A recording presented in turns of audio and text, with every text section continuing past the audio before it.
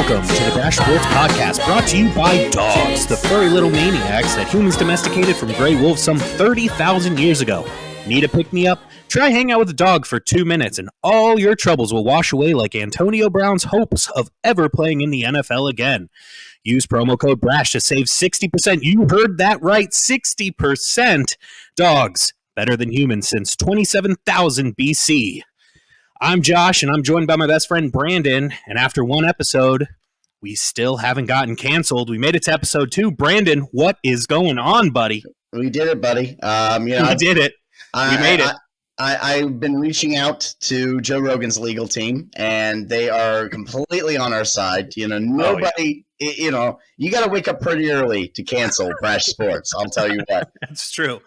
That is true. And, dude, if we got Rogan's legal team, we got the best in the business. Like, that guy, he can make it through anything. So, yeah, dude, we have a lot to unpack, a lot to get into. We got to recap the Super Bowl. That's, like, the biggest priority. We got a Monday morning quarterback it, as they like to say, on a Friday evening. Yep. So, dude, where do you want to start? Because I'm thinking we kind of recap, give our thoughts, and then run through the prop bets that we made last week, run through our predictions last week. But what were like the biggest standout moments in your mind? And where do you think it all went wrong for the Bengals? And what did the Rams do to kind of seal it? Well, I will say what surprised me the most is the play calling in general from the Cincinnati Bengals side of things. Yeah, I expected them to and really from both teams, I expected it to be just a pass-heavy, high-scoring affair. I did give both defensive credit, both defensive sides credit before going into the game. But we both had the over. We can touch on that later. Classic. But the fact that there were only 43 points scored overall was a complete stunner. I don't think anybody saw that coming. And, and then, of course, the play calling there on that final drive for the Bengals was extremely disappointing. And, we all like a Cinderella ending to any Super Bowl. But that one just felt kind of lackluster. But overall, you can't take away from the fact it was a very competitive game. And, I enjoyed it. I enjoyed every minute of it. And, I'm not going to take anything away from the overall product that we were provided. I totally agree. It was a great game overall.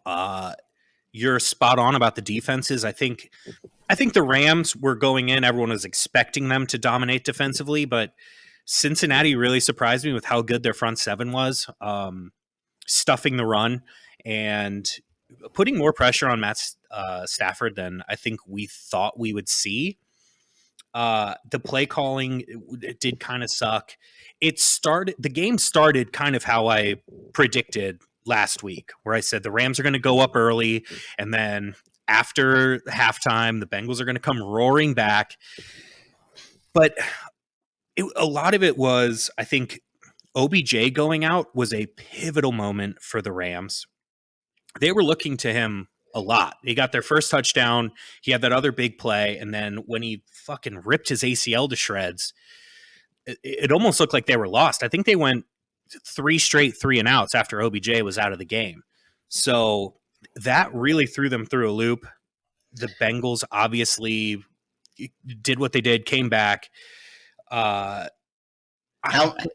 many of us held our breath when we saw Joe Burrow cringing in pain and holding his knee? Let's be honest. We thought there was something serious. We thought it was an ACL, an MCL. There was a CL tear going on there. Well, right. Yeah. Given his history, absolutely. Everybody was. I'm so happy that wasn't the case, of course, but who knows? That may have impacted the poor play calling there at the end of the game. It could have had an impact. Or, a lot of times if you're just thinking about getting hit again, it really messes with your psyche. It messes with every single throw that you make down the field. But overall, I think the better team won. I don't think there's any question about that. The better team won. The way that it worked out was way different than I thought it would. But at the end of the day, I think you got to give the Rams credit for putting together an amazing roster. and going out and executing. I think Sean McVay is going to be the next kind of coach that molds the NFL like Bill Belichick was, 15 years ago, where everyone goes, oh, we got to build that Belichick model. I think Sean McVay is going to be the new model that franchises are going to try and emulate. So, I think it was, I think we saw a lot of history in this Super Bowl, and I think it will shape the way the NFL just sort of works for the rest of the near future, at least, or for near future. And I think you're 100% correct. I mean, both coaches were offensive coaches in the Super Bowl. It's interesting that you made the Bill Belichick comparison, seeing as how, once again, he was supposed to actually be one of our guests today, and without fail, we just got word from his agent that he is not going to be able to join us. So we do apologize those that are tuning in and expecting to hear the Bill Belichick interview. Unfortunately, you're going to have to wait yet another week. We're going to try to make that happen in episode 3, so stay tuned. But yeah, going back to those comparisons, I mean, Bill Belichick is a defensive coach. Correct. And, 20 years ago, it was a defensive league. Yep. And now we're seeing that it's strictly offense, especially when you got the officials throwing flags, like they do, and not as consistent as they probably should be. They were letting them play majority of that game, and that's I really liked. I loved it. Yeah. And my buddies, shout out to Beal and Johnny. When we were watching it, they weren't too happy about it, but. I really enjoy it. I said, hey, let them play. It's the Super Bowl. Let them go. And then they waited until the last 3 minutes of the game to start getting flag heavy. So, it's some inconsistency there. But I think they took a look at Jalen Ramsey getting thrown down by the face and said, all right, we owe the Rams one. And then they gave it to him when it counted the most. And realistically, man, the Rams were on a 15-play drive at that point. They were gonna punch it in, dude. I had no doubt in my mind. It was, what was it, 3rd and 8? Like, if it goes 4th and 8, they're converting. I just know for a fact they were getting in there. The bigger surprise to me was Joe Burrow getting the ball with 1.5 minutes left to go get a field goal to send us to overtime to give us that over. And he just, dude, Aaron Donald just took over at that point. He was running for his life. It was pretty much how we thought it would go the whole game. Just at the very end, I don't know that they were gassed or what, but all in all, fucking awesome Super Bowl. Amazing halftime show. Where does that halftime show rank in your mind? Well, from all the halftime shows that I can remember. Yeah, in your lifetime. Not like not from the 70s where they just like rolled out a high school band. Well, I can't remember the ones in the 70s, but I will say from the ones that I can remember. You haven't looked them up on YouTube? I have not. But actually I looked up one old halftime show with Michael Jackson. I can't remember specifically when that was. Okay. And it was pretty fucking good. Of course it was good. It was Michael, dude.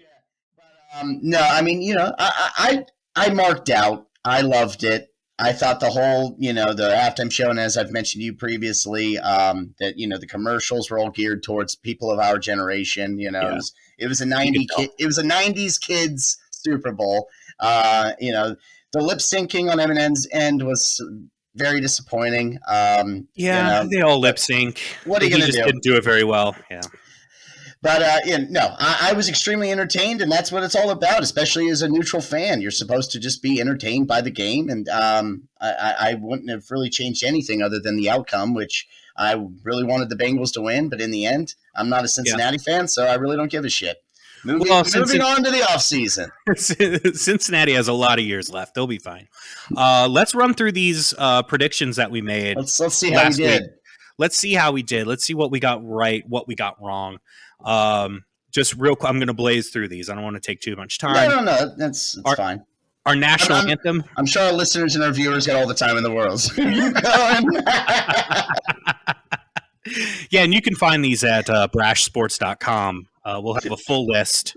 Very comprehensive. At some point, yes. At some point, maybe. Look at the archive section. The archives. All right. The national anthem, who will be shown first between Matt Stafford and Joe Burrow? I had Stafford, you had Burrow. They did show Burrow first. The coin toss, you bet with your head. Heads was correct. We both had that. That's right.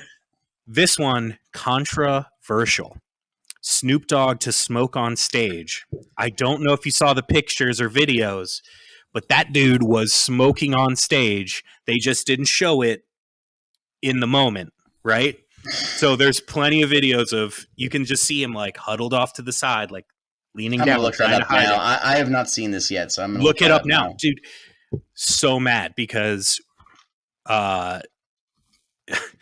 you know, we luckily we both went with no on this. So in the eyes of Vegas, we won this bet. But I don't know. If I had bet yes, I'd be pissed. A lot of controversy on this one. Well, there's controversy and there's controversy. I mean, there's controversy. It's controversial. Okay.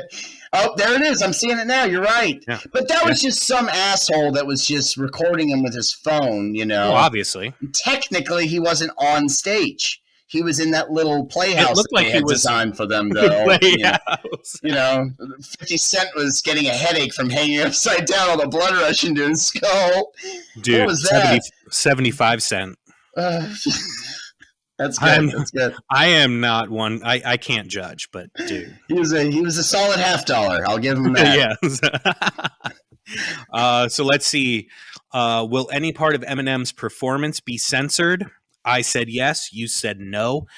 I heard it censored. The bet came in as a no for the victory, so you win that round. But I still contest that he was censored. We've got the what color liquid? By far my biggest whiff of the fucking day. I told you. I did call that one. It was almost too obvious though. Orange for Bengals, blue for Rams.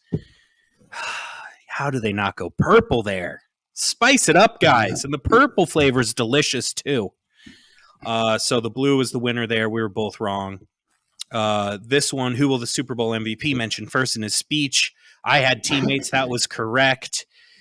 Family or family members. I don't remember if I was pretty drunk at that point, so I don't remember if he brought up any family, but I was not paying attention to the speech at all. No, I wouldn't either.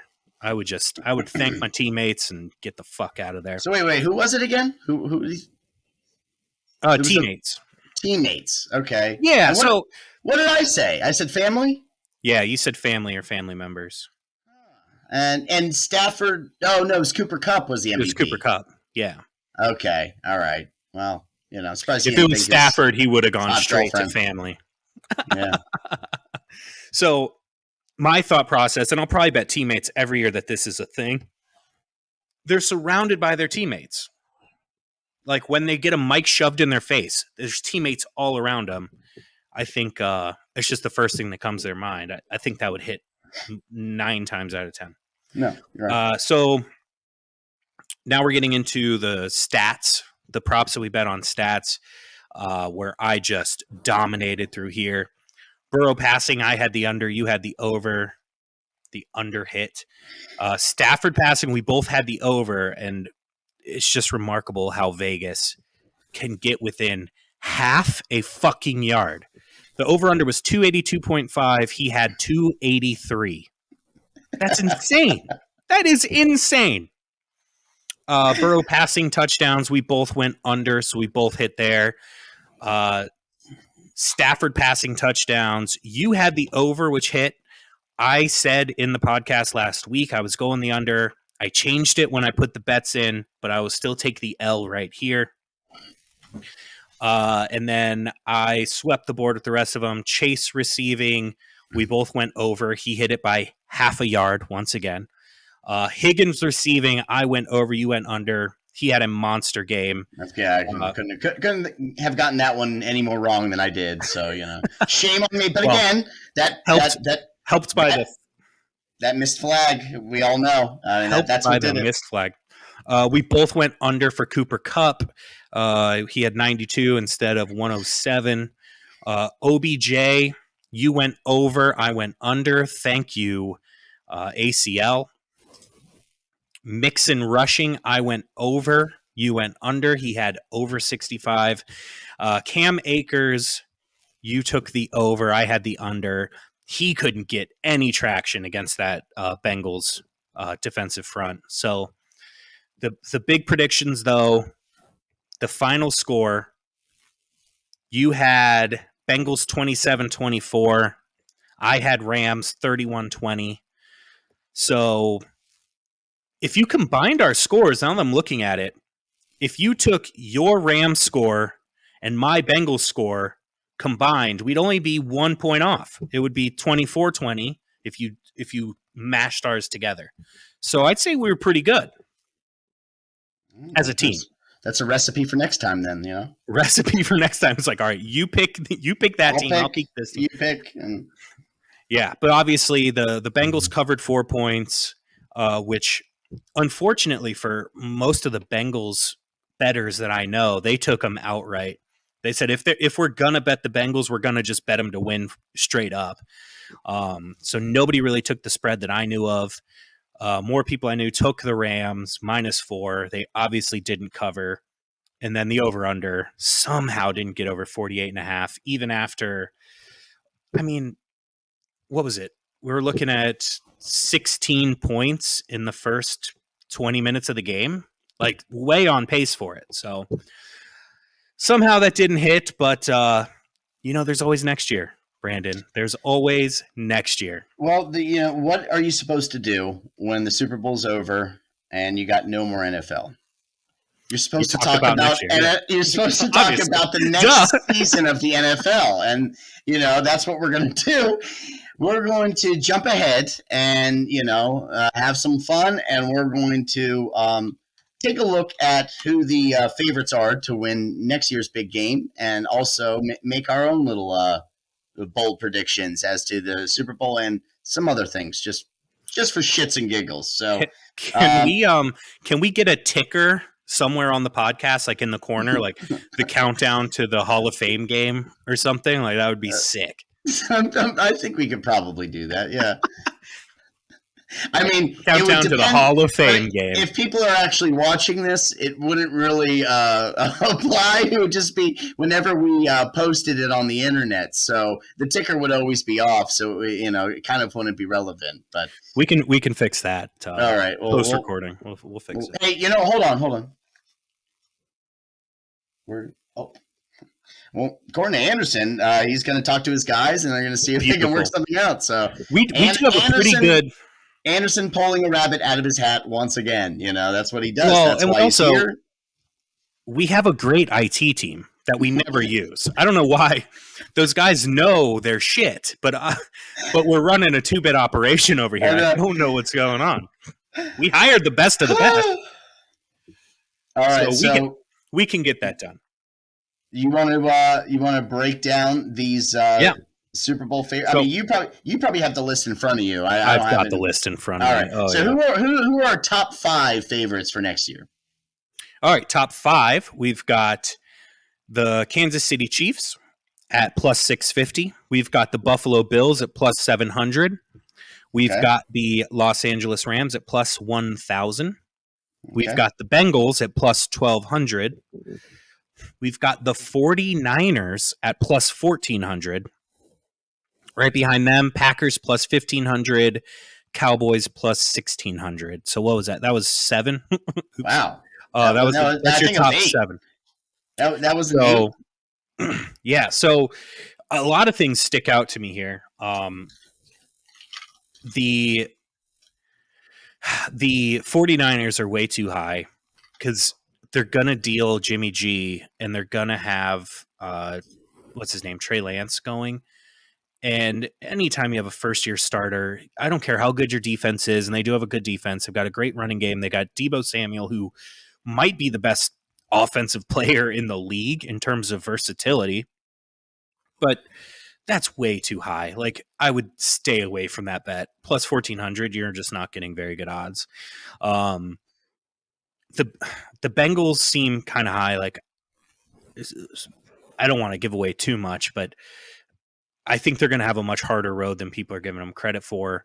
And the Chiefs, I think they're going to take another step back next year. That's what I think. So I don't know. I don't really love betting this far out, like having your money sit in an account for a full calendar year. Okay. Doesn't make sense to me. Like, go bet it sooner to make money, but yeah, like, we're probably not going to be putting any money down, but we're going to make some picks. We're going to make some picks though. Okay. And another surprising one, Dallas at plus 1,600. That one is fucking bananas. They haven't been to a conference championship game in 25 years. Like, who the fuck do they think they are? We've talked about it before. I'm a Redskins fan. You're a Giants fan, or excuse me, I'm a Commanders fan now. But we understand the love that there is for the Dallas Cowboys in this country. We don't understand it because there's nothing to make sense of. That's true. You can't make logic out of the illogical. But I have a feeling very profound. Those who make these decisions and make these odds, I think there's some they're putting some of their heart in there, and I think there's a lot of Cowboys fans involved. So true. I mean, they know that they're going to reel the Cowboys in. They're going to get people betting on the Cowboys regardless at what they put it at. So might as well keep it low. If just looking at this list, if there was one that I might sneak a couple bucks at, just sprinkle a little cash at, it would be the Denver Broncos plus 2,200. Okay. Basically hoping that Aaron Rodgers goes there and leads them to a Super Bowl. Otherwise, because if Aaron Rodgers goes there, that's going to jump from plus 2,200 to probably plus 1,200, or wherever the Packers are now, like plus 1,400. So you could get value if you think Rodgers is going to go there. Like, bet it now, right? Don't wait until he gets traded because your odds are going to be shit. They obviously can't win one without him. Like Teddy Bridgewater's that's a good play. That's a good play. Maybe that's if you think Aaron Rodgers is going to the Broncos, but I think we'll probably have to get into that. But anyway, those are your favorites. Chiefs once again. Leading the pack, then so Bills, Rams, Bengals, Niners. Yep. Okay. Packers, Cowboys, Bucks. All right. I'm surprised the Bucks are still so high, even after the. Who's their quarterback going to be? I don't know. Aaron Rodgers going to the Bucks? That'd be something. I think who's Kyle Trask? Didn't they draft him out of Florida? And then wait, they have Kyle Trask? I think so. My God! Well, they should be the heavy favorite to win this Super Bowl. You told me they had Kyle Trask, dude. Plus 1,800 over here. Plus 1,800 is just value town. Let me. He's right now. Okay. Kyle Jacob Trask is an American football quarterback for the Tampa Bay Buccaneers of the National Football League. Played College of Florida, selected by he was a high second round. Oh God, look at his face. Oh, he's not. Oh no, I remember. I do remember. Yeah. If you just look at his face, you can tell he's not going to be a good quarterback. Well, the picture I'm looking at looks like he just farted and he doesn't want anybody to know. It's one of those, man, I hope I get out of this photo shoot before everybody figures out what I'm guilty of type deal. Or before I shit my pants. So, all right, let's make some bold predictions. All right, so let's start off right off the bat. We're coming off of the Super Bowl, so let's just jump right into the 2023 Super Bowl. And you want to start there? Yeah, let's start there, and then we'll do our other bullshit predictions for next year. But yeah, let's just do it. Okay. Let's right off the Super Bowl. We're telling you what next year's Super Bowl is going to be and who's going to win. I got a good one for you. Okay. And I can't break it down because again, there's a lot to happen throughout the offseason and throughout training camp and and who knows which players are going to end up where, but I got the all right, well I'll start by saying I got the Green Bay Packers winning the NFC. Okay. Now that one's not too surprising, right? No. Especially if you're assuming that Aaron Rodgers will be their quarterback.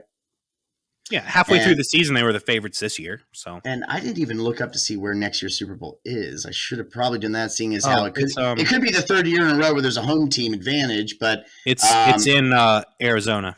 Okay, well, I do not. I looked that up earlier. Nice. All right. When I was thinking, how could it be 3 years in a row? Hey, possibly, but my AFC team, I did, I juggled it for a bit, but I got the Packers meeting up with the Tennessee Titans in the 2023 Super Bowl, and I got the Tennessee Titans winning 31-26 over the Green Bay Packers. I got an exciting game, an offensive game, surprisingly, and that's it. I got the Titans winning in Arizona. What do you got, Josh? Titans winning it all. I like that pick. I mean, if Derrick Henry can stay healthy, that's right. Like, they're only going to get better. I like that pick a lot, actually. So my pick is, I went kind of with my heart as well, a game that I would fucking love to see. I got the Buffalo Bills. Oh, God. Buffalo Bills. Keep going. Beating the Los Angeles Rams. Ooh, all right. 31-27. So very similar score years. Very similar score. Exciting game. High-scoring game. Bet the over. Bet the over in this one. I just think it's Josh Allen's time to take over. I think that the NFC is going to be pretty weak next year, and I think the Rams have all the experience and have the roster to get back. They got the confidence now. They know they can do it. So I could see them going back. It. Yeah. All right. Well, it'll be fun to look back on, and I'm telling you, if one of us is right, we're going to be mad that we didn't put money on it. So we should, dude, the odds of us getting exactly right, if we each put $1, it'd be to win 100,000. So, well, actually, I actually looked up what the odds were for the Titans to win just right now, and they're plus 2,000. Yeah. So it's, But I mean, if you pick the exact two teams and the exact score, can you do that? Is that a thing? The fuck? I think you'd probably have to go to a sports book, like, in person. I don't think you can find it on an app. But well, I'm in West Virginia. I'm sure there's a sports book around. I'm sure. Charlestown Races and Sluts isn't that far away. Charlestown Races and Sluts. Get your ass up there. I'd be there every fucking weekend. I'm so happy I don't have a gambling addiction. I'm addicted to everything else except for gambling. I'm addicted to everything else and gambling. So, cheers. Oh, speaking of which, what you got? Let's talk about what you got in that cup right there. What is Josh drinking on tonight? A little vodka soda with a lime. Little low calorie, little clear liquor, so I don't get angry. Low carbonation. Little carbonation. Yeah. Very little carbonation, unfortunately. I let the bottle of club soda sit in my fridge too long. But the lime, it's really all about the lime. It is. You're drinking vodka sodas. All right. So I've got 4 bold predictions that I want to throw out there on top of that wildly bold Super Bowl prediction. Okay. Although I guess mine isn't that bold. I got 2 of the favorites. So here are my bold predictions. In no particular order, I think the Bengals will miss the playoffs next year. Ooh, okay. That's bold.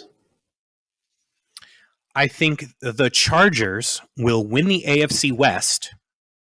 And a bonus bold prediction that Justin Herbert will be the MVP of the league next year. Ooh, I got an MVP 1-2 in my bold prediction. Do you? Yeah. You're going to love it. I think Trevor Lawrence will finish top 10 in passing yards, QBR, most categories.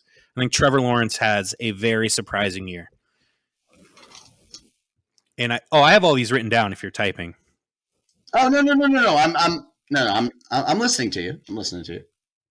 And then I've got this one actually is, they were in order, I think. because I've got Aaron Rodgers will be traded during the season before the deadline, and the Vikings will win the NFC North. Wow. Yeah, a mid-season trade. Mid-season. So then you'd have to say that the Packers were not playing too well, and they just figured, hey, might as well get something for him now. Get him out of here. I'm really shitting on your Super Bowl pick with that. No, hey, whatever, man. You know, that's. Yeah, I just think I think they don't start off too hot. I think they realize who knows what. Like, think about how much drama there was the last 2 off seasons with Aaron Rodgers. I think at a certain point they got to go, all right, enough is enough, dude. And if they start off like, I don't know, under 500, they're like, all right, let's get a shit ton of number ones for this guy, send him to Denver. Denver will probably be around 500 next year. That's what they were this year. They haven't changed much. So someone like Denver goes, all right, we're going to take this 500 team with Teddy Bridgewater, and we're going to make a playoff run. So okay. I'm not saying that's where he will be traded. I think, maybe if Ryan Tannehill gets injured or something, they fucking sell the farm to get Rodgers.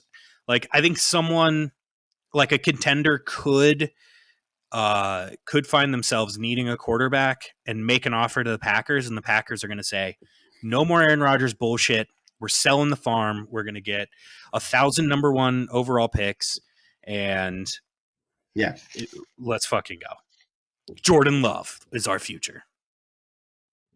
So we shall see. But those are my 4. All right. So out of the 4, which one, if you had to put money on it, would you feel is your safest bold prediction? I want to get your favorite one. Mine safest? Looking at mine compared to yours, mine don't seem so bold, but whatever. Oh, really? Ooh. I think the Bengals missing the playoffs and Trevor Lawrence top 10 in a lot of passing stats. Okay. Those are the safest for sure. Yeah, I think the Bengals, because they're in a tough division, and a lot of teams struggle after they make a run to the Super Bowl and lose. And then Trevor Lawrence, I think with Doug Peterson, they've got a decent offensive roster. I also think that their defense is so bad that they're going to be playing from behind, and he's just going to be putting up monster stats. Like, I'm fantasy football wise, I would have him higher than, I'm sure. if we can get Matthew Berry's top 300 list, I'm sure where I think Trevor Lawrence should go is higher than where he has him. Well, it's funny you mentioned that. Matthew Berry, he's supposed to be our special guest next week. So tune in. Oh my God, I forgot about that. All right, good. We'll tune in next week, and we'll ask Matthew Berry about all of that. But hey, so give me your 4. Give me your 4. I feel like I've been rambling on. No, you're fine, dude. I'm enjoying it. All right. So my 4 in no particular order. My first one is an interesting one. I have the first team to fire their coach at the beginning of next season, which is kind of leading into the middle of the year. I got the Cleveland Browns firing Kevin Stefanski in week 6. Wow. That's how specific. Okay. Yeah, that is right. Very specific. You like that? I like that a lot. I think they start out really bad. We're looking at like 1-4, 1-5, and wow. Yep, and they're the ones to pull the trigger on Stefanski. He out of there, and I think because I also think the Steelers, Ravens, and Bengals are going to be doing well, so it's going to make it very difficult for them to justify keeping him around. Totally. I got this one, of course, will not be popular with majority of America because there's a lot of Cowboys fans out there, and I'm not a Cowboys fan, so I got the Cowboys finishing the season below 500. Oh, wow. Yeah, that's right. Below 500. Could they still sneak into the playoffs? We've seen it happen. I've seen my own team do that a couple times, so I'm not going to count it out, but I will say that they're going to shit the bed, and they're going to finish below 500. And, of course, with the Cowboys being irrelevant in the NFC least, I have to give the Washington Commanders the NFC East Championship as my third bold prediction. Now, you got it. I'm pulling the plug on this whole operation. I'm pulling the plug. Their first division championship. And of course, my number one bold prediction of next year. We're going to have the first NFL MVP on the defensive side of the ball for the first time since 1986. Mr. TJ Watt will be the NFL MVP next year. I like that one a lot. I do. I actually like that one a lot. But that one, I mean, again, we've only had 2 defensive NFL MVPs in the history of NFL MVPs. So, that one is truly a bold prediction. But if you're going to pick somebody on the defensive side, who better than TJ Watt, right? For sure. I mean, if he gets close to the sack record again, and the Steelers win that division, or just have a lot of wins in general, and they do it with a lackluster offense, which I think they'll have to, because no matter who they get at quarterback, they're not going to upgrade that offensive line enough. Yeah. And they do have really good wide receivers.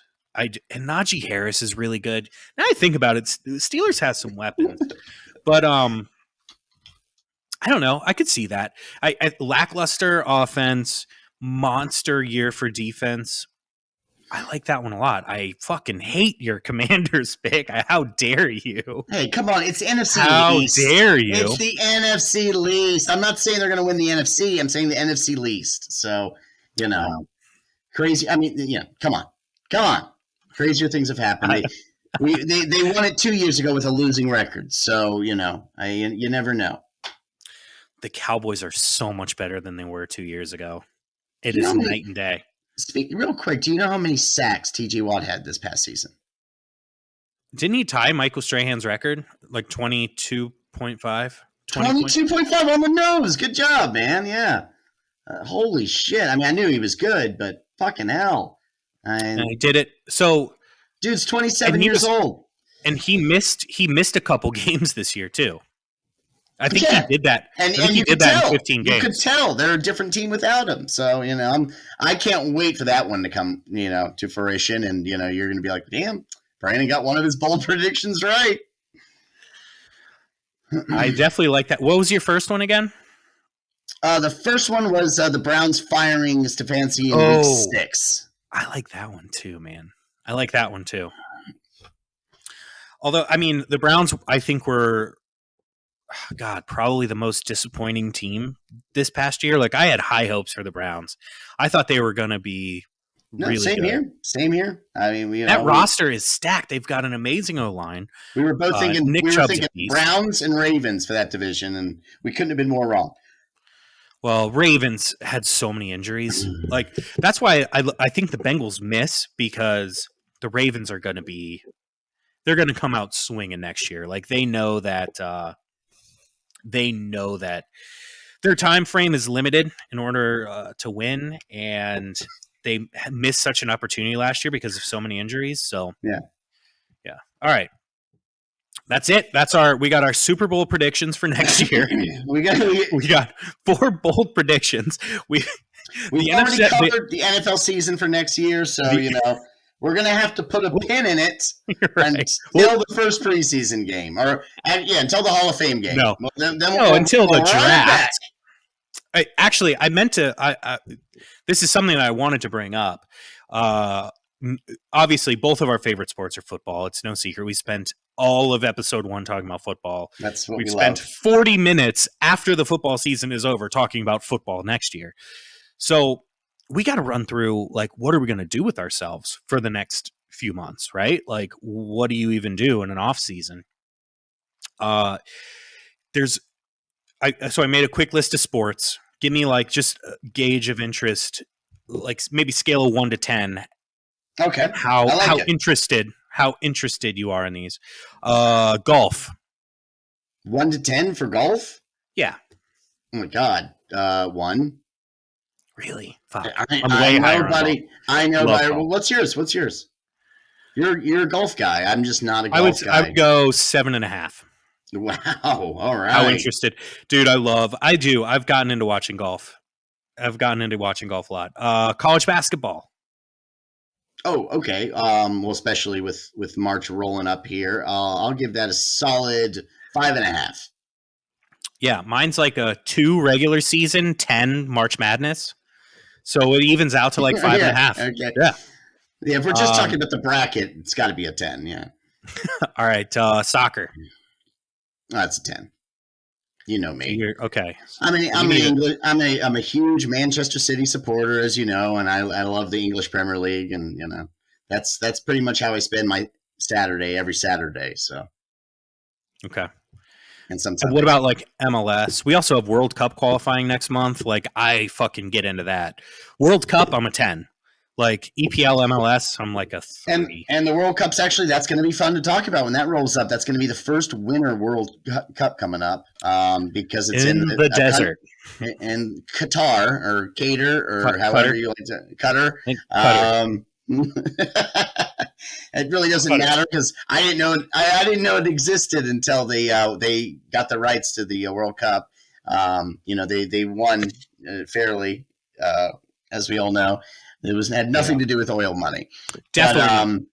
But, fair and square. That will be interesting to break down. And hopefully USA don't completely blow it. They're only like a win away from what I understand to qualify. So, we are behind huge in the World Cup.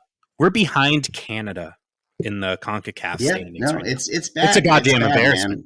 Man. It is. But behind Canada, but ahead of Mexico. And that's all that matters. That's all. There you go. All right, baseball. I'll tell you, when the Nats are playing well, I'm a solid 5.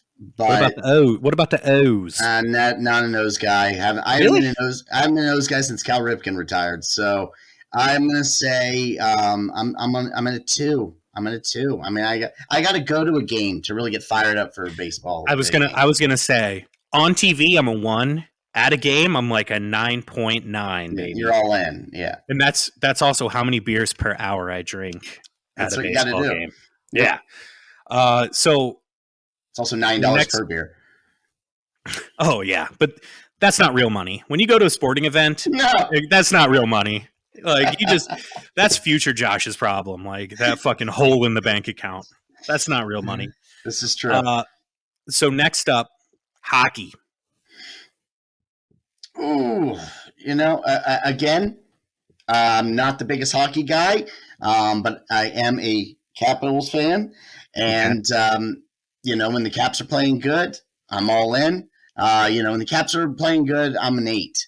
Right now, they've been in a rut.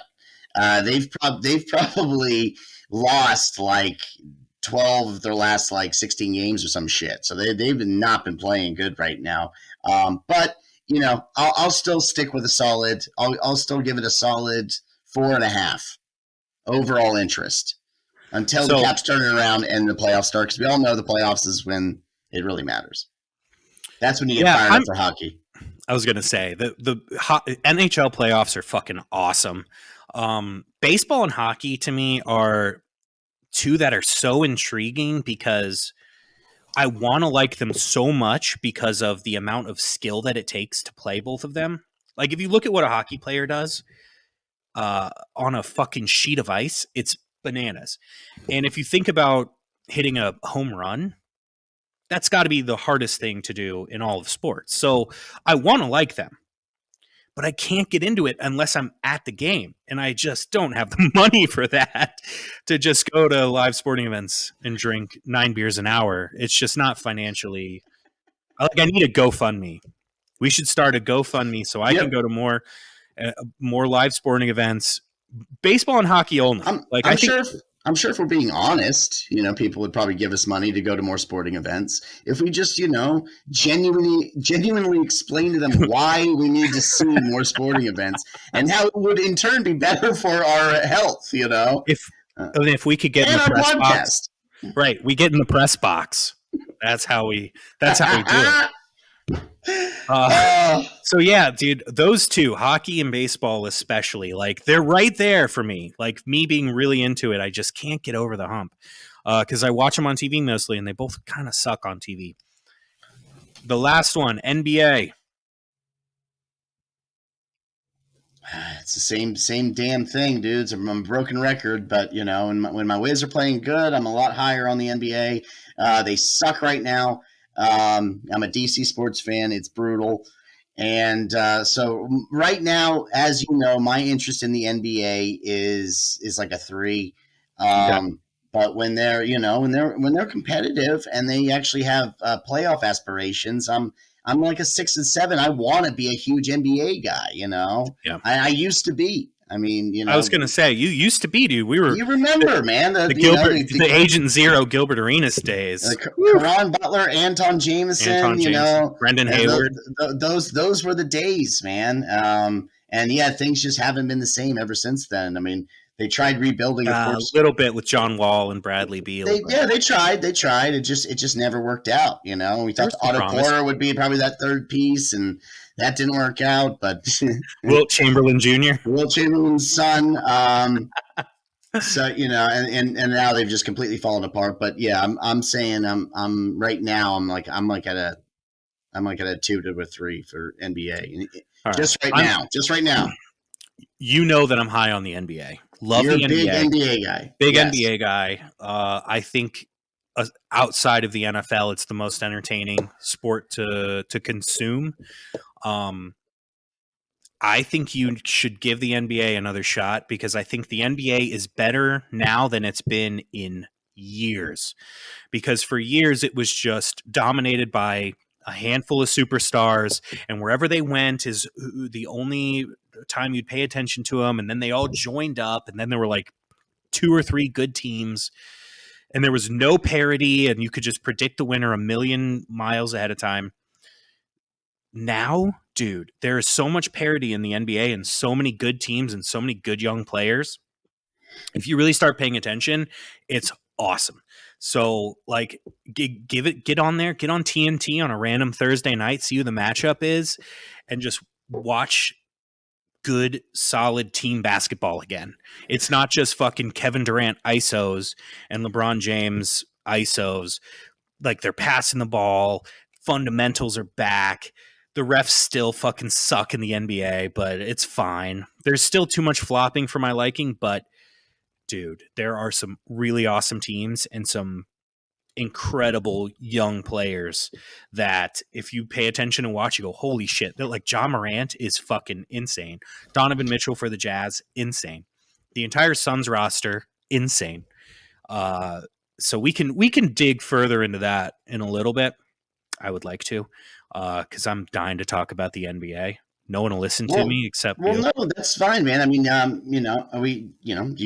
it is All-Star Weekend, so it is All-Star Weekend. You're fired up about that. Oh, as much as I was for the Pro Bowl, baby. You know how much I love these All-Star games. I was really quick. I had this written down. Sports to look forward to. I drew out a little calendar for us. Just because it's right now, we're toward the end of February. We got some stuff to look forward to, but we got to bridge the gap until next NFL season. Let's be real. Like, if I love the NBA, I just made a really heartfelt case for it, but it's pales in comparison to my love of the NFL. Let's just be honest about that. So March, obviously, we got March Madness and World Cup qualifying. So we have that to look forward to next month. In April, we got the Masters. I don't care if you don't like golf. Watching the Masters is super fun. And then at the end of the month, we got the NFL draft. So that'll help kind of bridge that gap for the season. May and June, NBA and NHL playoffs. Oh, baby. So good. Give me those playoff games. Give me the Caps. Give me. Well, I don't know about that. Hey. And then July and August, you just go into the beach until the NFL season starts. And because there's nothing happening then except baseball, and unless you're at a game, don't bother. So there you go. There's your calendar until the preseason starts. Until that Hall of Fame game. Well, I'm going to do my homework. I'm going to try getting more involved in this NBA season. And maybe I'll check out the Masters. You fucking better. You I'll should come to Pinehurst for the Masters. That's what it is. I'll go to Pinehurst and I'll watch it with some real golf fanatics. That'll maybe get me fired up for it. All right, and if you want to get into the NBA, I think this weekend's a good time to start because there's a lot of good young players in the All-Star game. Now, as we know, it's an All-Star game, so defense not allowed, not happening, not on their watch. But I think it is a great place to start. The dunk contest this year, I'm actually intrigued for the first time in a while. As you and I know, we both watched the 2011 dunk contest together. 11 years ago, yes. 11 years ago, a date that will live in infamy. That's when I fell out of love with the dunk contest. Same. I boycotted it too. Our boy, JaVale McGee, for the Washington Wizards, was competing, and it was a big deal because nobody knew who JaVale McGee was except for us. He's still in the league, by the way. Our fellow Wizards fan base. And of course he is. He plays for the Suns, and good for him. He plays for a team that can actually go and win it all this year. But it was his time to really shine. And he was, he was finally going to get the exposure he deserved. He's a freak of nature, physically. We knew he was a dunking machine. So when we heard that he was going to compete, we said, nobody's going to hold a candle. And unfortunately, that was a year where the brain trust of the NBA and those who control the decisions made at the dunk contest, as they called it, had already made up their mind as to who the winner was going to be and crowned a champion. And it was so scripted, such bullshit. And ever since then, I have not been a fan of Blake Griffin. I blame him, even though it really wasn't his fault. It wasn't his fault at all. But, just a patsy. JaVale killed it. He dunked two for the first time. He dunked 3 balls for the first time. And then it turns out different hoops. All Blake Griffin had to do was jump over the hood of the smallest Kia and dunk a ball, which for him, he could do that literally after, or at least right when he wakes up. He could just run over, somebody throws him the ball, he jumps over the Kia, and then he eats breakfast. But, apparently that was a huge deal, especially when you get a church choir involved. So I was sick to my stomach. That was the worst part to me. They rolled out a choir to sing I Believe I Can Fly. And we were like, what is happening here? That was terrible. So I boycotted for many years, and then I told you to look up the 2016 between Zach LaVine and Aaron Gordon. I was watching it. It does not disappoint. It's so good. No, it was pretty good. So good. And 2 relatively unknown guys at the time. Like, they've got some notoriety now. They're on good teams. They play really well. But this year, I think... who's your favorite this year? Let's make your bold prediction for the winner this year. Because, again, I'm out of the loop. So I need your help. It's Jalen Green of the Houston Rockets. Jalen Green. Physically super, super athletic. He had to grind it out in the G League before getting back in the NBA. 20-year-old kid. All right. Yeah. So grinded it out in the G League for like a year, maybe 2. I think that humbles you and that makes you really want to take advantage of every opportunity. The guy can fucking jump too. Like, just young, spry, athletic. And I think we'll just want it more than the other guys.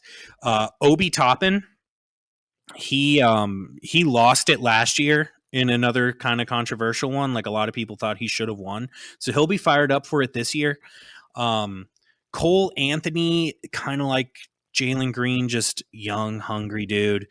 And I don't remember who the 4th one is. I'd have to look it up. Those are the 3 that are coming to mind. And that's Saturday. That's tomorrow night. Yeah. So, sorry, Saturday night. And damn it, Josh, you blew it. Fuck. I wasn't supposed to say what day it was. We recorded on Friday. So, Cole Anthony, Jalen. Yeah. So the 3-point contest has become the more interesting of the two, I think, for most people who pay attention, because 3-pointers are just such a big part of the game now. And I think because so many people have gotten fucked over in the dunk contest by Blake Griffin's, that and it's Kia not subjective, right? Right, and Kia sponsorships, church choirs, and Kia sponsorships. They ruin the NBA. You can't rig a 3-point shooting contest. I mean, I guess you could, but it would be very difficult to do. So that one is just who's going to make the most, right? Who makes the most money balls? Who has the stamina to shoot that many threes in such a short period of time? That's where a lot of people are paying attention to. So that's also Saturday night. I'm more intrigued by those two things than by any of the other skills competitions, like the passing competition. The All-Star game is on Sunday. I don't really give a shit about that. There's like an up-and-comers game. I forgot what they're calling it, but they take all the young talent. It's like first year, so freshman, sophomore, and G League. And they have like a small 4-team tournament of just young newcomers to the NBA. Okay. Really cool idea. Something that I think the NFL could probably emulate a little bit too. Take those, have a little rookie bowl, right? A little rookie tournament in the Pro Bowl to highlight, because the NBA is so much about the faces of the people that are playing that you really have to showcase the young up and comers. Otherwise, your league is gonna fucking die with LeBron and Kevin Durant. So I would pay attention to those three things: the up and comers game, 3-point shooting contest, and then the dunk contest. I have a feeling this year could revive your love of the dunk contest. All right. The only problem is, and I'll stop rambling here in a second, but the only problem with the dunk contest is it's so hard to be creative now. Like, everybody's done every dunk. Like, what do you even do? That's why JaVale McGee's was so impressive. Yeah, he found new things to do. He's bringing in 2 hoops. He changed the game. Did. He just didn't have a Kia or a church choir. Well, he wasn't the most popular. Like, if you remember that year when Blake was with the Clippers, they were what was it, Lob City, and they just had all the highlight reel all season of him and DeAndre Jordan just dunking over people. So as soon as he was in the dunk contest, it was like, oh, he's gonna fucking win. That's bullshit. That sucks. I'll check it out. I'll give it a shot. I'll, and hopefully they ball out, and it surprises me, and I'm right back in, and I can start following the NBA again, and become one of those neutral fans that watches the games that don't even involve the Wiz, because it's been a while since I've been able to do that. Well, ever since I moved out of the DC market, because I was a Wizards fan too, I haven't been able to watch them, and so, but I still love the NBA.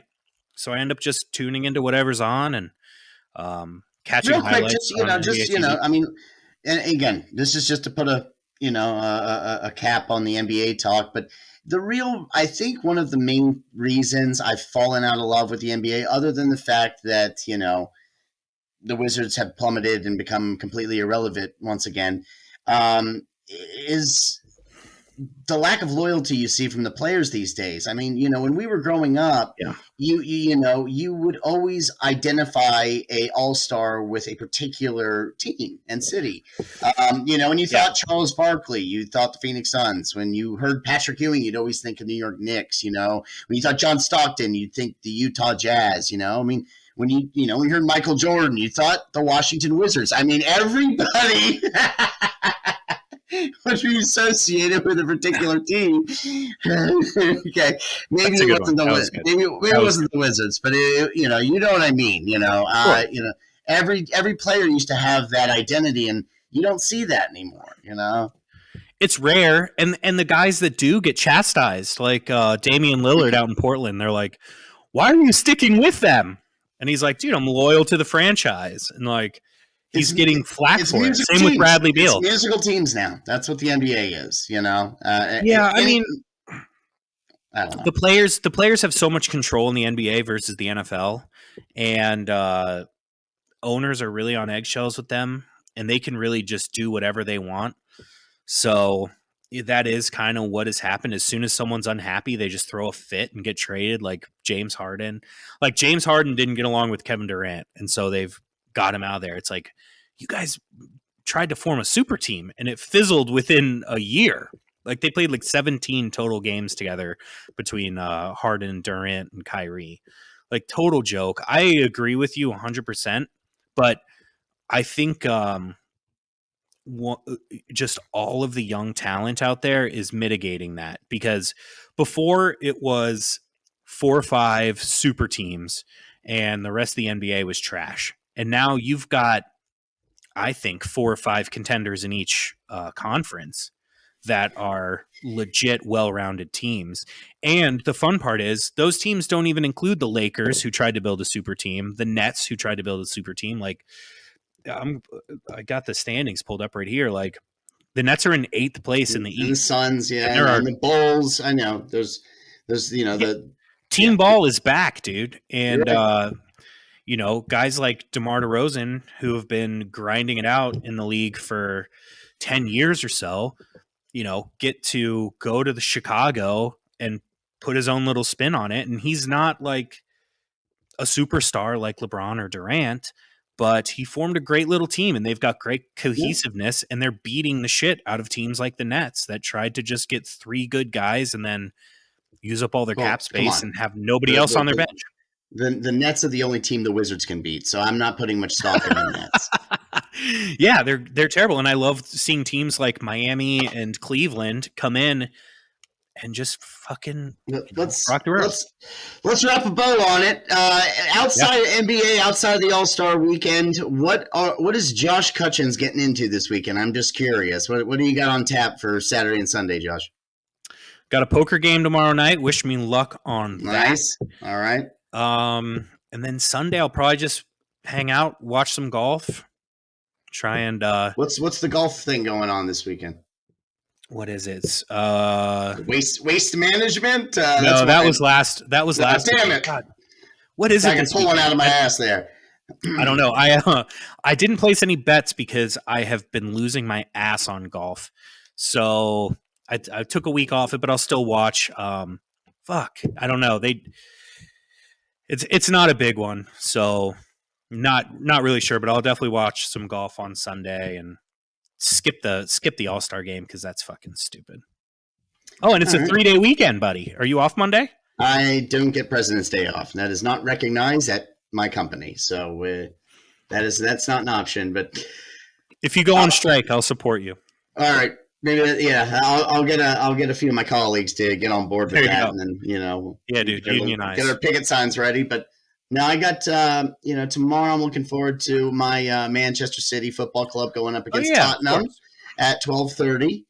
That should be an interesting one. Who you got in that game? The top of the table, of course. I always have City. I picked them to win 4-0 last weekend, and they did. And they win 5-0. They won 5-0 a few days ago for the Champions League. They're out of control. Good, but no shit. I'll say they're gonna win a solid. I'll say 3-1 against Tottenham tomorrow. That's right. Okay. Now that everyone knows it's Friday, and and I'm probably going to head over and see my brother, and get into a little WWE elimination chamber. That's right. Fuck. The elimination chamber is tomorrow. Oh, we forgot to put the WWE on the list. That's right. Did we forget? That's right. So we'll seeing as how things go there. One match to note is that Lita will be making her ring return against Becky Lynch for the Raw Women's Championship. So if she wins, apparently we've heard that we might be able to get her as our guest for next week. So I'm still working on getting Lita as our guest. You know how I feel about Raw women. Don't we all? I feel really gross about that. Can we not end the podcast there? Oh, it's not over. We still have a good couple minutes. So bring us home, Josh. Bring us home. Anderson's telling me we got to pull the plug on it. So. Oh man, Anderson! God, dude, don't you fucking? Is he sweating bullets after that last Raw women comment? Yeah, he got us out of getting canceled last week. He doesn't know if he can pull it off. That's what he's telling me. He's saying pull the plug. So I guess we got to end it there, man. All right, buddy. I guess we got to end it there.